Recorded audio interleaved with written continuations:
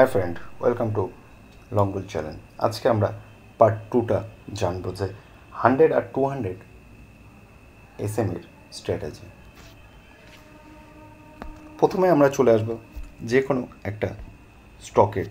কালকে আমরা রিলায়েন্সটা দেখেছি, আজকে আমরা ইনফোসিসটাই আমরা যদি দেখি ইনফোসিসে কী রয়েছে। তো কালকে আমরা দেখেছিলাম যে ইন্ডিকেটার থেকে কীভাবে এমএসসিটা বার করা যায়, মানে মুভিং অ্যাভারেজ চ্যানেল। তো আজকে আমরা সেই চ্যানেলে চলে যাব। চ্যানেলে গেলে আমরা কালকে লোয়ারটা দেখেছি, মানে 200 এসএমের ফর্মুলাটা। আজকে আমরা জানবো 100 আর 200 এই দুটো একসাথে মিলে কিভাবে ট্রেড নেওয়া সম্ভব। অনেক আগে থাকতে আমরা জানতে পারি। এটাও খুবই সিম্পল, যে আমরা 100 লিখে দেবো আপার লেন্থে, আর লোয়ার লেন্থে তো 200 আগে থাকতেই লেখা আছে। আমরা শুধু এখানটা ক্লিক করে দেবো, তাহলে আমাদের কাছে দুটোই চলে আসবে, 100 আর 200 এসএমের। তো আমরা যদি প্রিভিয়াসে চলে যাই, তো আমাদের প্রথম যে স্ট্র্যাটেজিটা ছিল যে 200 এসএমের ওপরে যদি মার্কেট ব্রেক করে, লাইনটা ব্রেক করে যদি ওপরে ক্লোজ দেয় এবং নেক্সট ক্যান্ডেল যদি সেই ব্রেক করে তার উপরে ক্লোজ দেয়, তাহলে কিন্তু আমরা বুঝবো যে মার্কেটে ট্রেন্ড চেঞ্জ হচ্ছে। এবার বলি যে 100 আর 200 এসএমএ কীভাবে আমরা কাজ করব একসাথে মিলে। তো প্রথমে বলে রাখি যে আপ ট্রেন্ডের সময় মার্কেট যখন কারেকশান হয় এবং প্রাইস যখন নিচে নামতে থাকে, তখন প্রাইসের ফার্স্ট সাপোর্ট 100 এসএমের লাইন এবং নেক্সট সাপোর্ট হয় 200 এসএমের লাইন। মানে এখানে এসে মার্কেট কিন্তু কারেকশান নেয়, বা এইটা ব্রেক করে মার্কেট কিন্তু অনেক সময় নিচে নামে। বেশিরভাগ সময় দেখা যায় যে 100 এসএমএতে মার্কেট কিন্তু সাপোর্ট নিচ্ছে। তো এবার বলি ট্রেন্ড কীভাবে চিনবেন এবং ট্রেন্ডটি আপ ট্রেন্ড না ডাউন ট্রেন্ড সেটা জানতে পারবেন। নিয়ম কি আছে? নিয়ম হচ্ছে প্রাইস যখন উপরের দিকে উঠবে, তখন 100 এমএর লাইন যদি 200 এমএর লাইনকে ক্রস করেছে এবং প্রাইস লাইনের উপরে ক্লোজ দেয়, তখন বুঝবেন ট্রেন্ড শিফট হচ্ছে। মানে ধরো ট্রেন্ড ডাউন ট্রেন্ডে আছে এবং প্রাইস ফার্স্ট 100 এমএর লাইন ব্রেক করে উপরে ক্লোজ দিল এবং নেক্সট ক্যান্ডেল প্রিভিয়াস ক্যান্ডেলের হাই ব্রেক করে উপরে ক্লোজ দেয়, তখন বুঝতে লাগবে মার্কেট ট্রেন্ড শিফট করার চেষ্টা করছে। তারপর প্রাইস যখন 200 এমএর লাইন ব্রেক করে উপরে ক্লোজ দিচ্ছে, তখন বুঝতে হবে মার্কেটে বিগ প্লেয়ার এন্ট্রি নিচ্ছে। তখনও ট্রেন্ড কিন্তু শিফট হয়নি। ভুল করেও আপ ট্রেন্ড নিয়ে ফেলবেন না, কারণ মার্কেট তখনও পুরোপুরি স্টেবল হয়নি।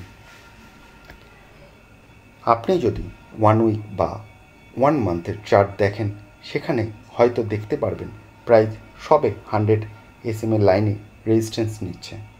তখন দেখবেন 200 এসএমএকে 100 এসএমের লাইন ক্রস করেছে এবং price higher high higher low তৈরি করেছে। তখন বুঝবেন মার্কেট শিফট হয়েছে। আর এই স্ট্র্যাটেজিটা কিন্তু শুধুমাত্র বিগিনারদের জন্য। আবারও বলে রাখি, যারা ফান্ডামেন্টাল দেখে স্টকে ইনভেস্ট করেন কিন্তু টেকনিক্যাল কিছুই জানেন না, এইটা স্ট্র্যাটেজিটা শুধুমাত্র তাদের জন্য। এটা একদম সিম্পল স্ট্র্যাটেজি, যেটা 1 ডে চার্ট দেখে সাধারণত আমরা প্লট করে রাখি এবং সেটা দেখে কিন্তু আমরা ট্রেড নিই। তো এবার যদি আমরা চার্টে একবার দেখে নিই যে ব্যাপারটা কি হচ্ছে, তো আমরা দেখব যে মার্কেট কি করছে। 200 এই 7ই জুন 2024 ইনফোসিস কি করেছে, প্রথমে 200 এমএ ব্রেক করেছে। ব্রেক করে কিন্তু ওপরে কিন্তু ক্লোজ দেয়নি। নেক্সট ক্যান্ডেল কবে ক্লোজ দেয় সেটা কিন্তু ক্লোজ দেয়, তারপরেও কিন্তু সুইফট করে। 21শে জুন কিন্তু একটা ক্যান্ডেল কিন্তু সুইফট করে নেয় এবং তারপরে এই সুইফট মানে এই হাইটা চেঞ্জ হচ্ছে। মানে 7ই জুনের হাই, এই 7ই জুনের হাইকে আবার ব্রেক করে ক্লোজ দিতে পারেনি, আর একটা হাই হয়েছে। সেই হাইটা হয়েছে 1556-তে। এবার এই হাইকে ক্লোজ যদি করে ব্রেক করে যদি ক্লোজ দেয়, তাহলে কিন্তু আমরা বুঝবো মার্কেট শিফট হয়েছে, আর সেটাই হয়েছে। আর তারপরে দেখুন মার্কেট কিন্তু ওপরের দিকে ক্রমাগত উঠতে থাকে, ঠিক আছে। তো আর একটা আমরা কি বলেছিলাম যে ক্রস, এই ক্রসটা আমরা দেখতে পাবো এই জায়গাটা, এই দুটো জায়গায় রয়েছে।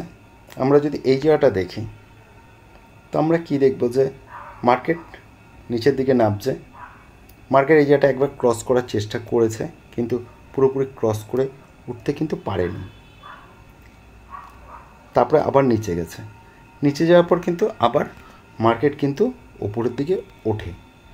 এবার আপনি যদি দেখতে পান 16ই জানুয়ারি 2023, ভালো করে বুঝবেন, এই 16ই জানুয়ারি 2023-এ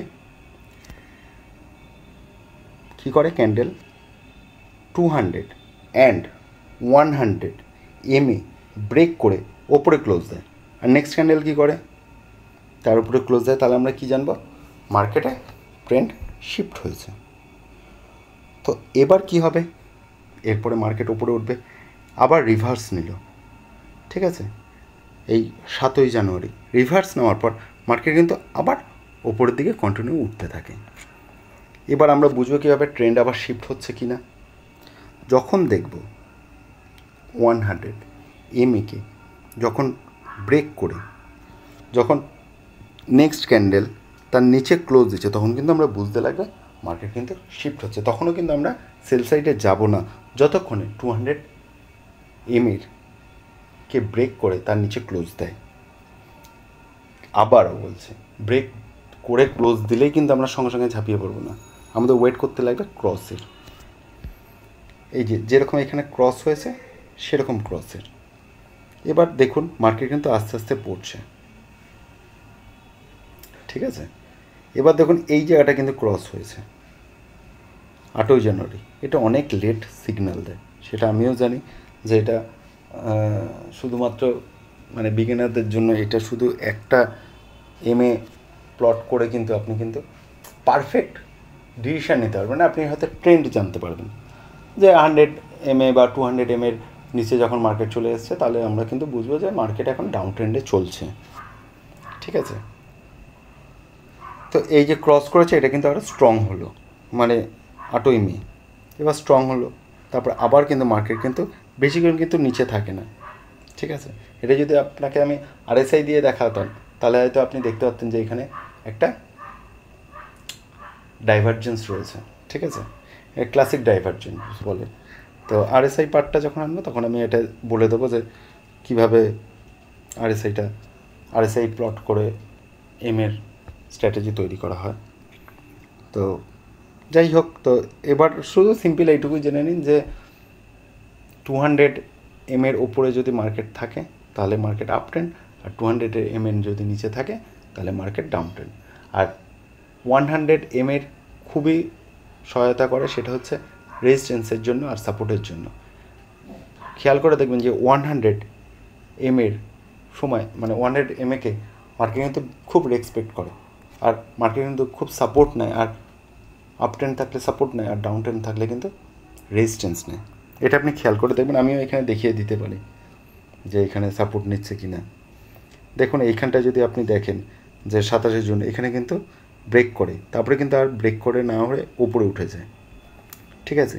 এই জায়গাটা কিন্তু ব্রেক করে, একবার কিন্তু মার্কেট হোল্ড করে 2 দিন 3 দিন, 3 দিন মানে হচ্ছে 22শে ফেব্রুয়ারি থেকে 24শে ফেব্রুয়ারি পর্যন্ত হোল্ড করে, তারপরে কিন্তু ব্রেক করে। আর একটা যদি দেখেন এইখানে পুরো সেম হয়েছে, এখানেও কিন্তু কিছুদিন ওয়েট করছিল মার্কেট সবসময় এটা খুব রেসপেক্ট করে 100 এমএ। আপনি যদি এটা ট্রেড করা শেখেন তাহলে আপনি হয়তো জানতে পারবেন যে এটা খুব কার্যকরী। তো ঠিক আছে, নেক্সট ভিডিওতে আমরা আরএসআইটা আমরা নিয়ে আলোচনা করব। আরএসআইয়ের অনেকটাই পার্ট রয়েছে, আরএসআই ডাইভারজেন্সটা সবথেকে বেশি কাজে লাগে, ওভারবট ওভারসোল্ড তো আছেই। তো এটাও খুব, আর আরএসআইয়ের সাথে আবার আরেকটা স্ট্র্যাটেজি হয় যে আরএসআই প্লাস বলিঞ্জার ব্যান্ড, এই দুটো স্ট্র্যাটেজি খুব ইউজ হয়। তখন আবার এমএ আর ওইটা অতটা কাজে দেয় না, আবার ইএমএটা খুব কাজে দেয় আরএসআইয়ের সাথে। Bollinger band, EMA plus RSI, এই 3টে স্ট্র্যাটেজি মারাত্মক কাজ করে, সেটা আমি বলবো পরবর্তীকালে। তো আজকের জন্য এইটুকুই।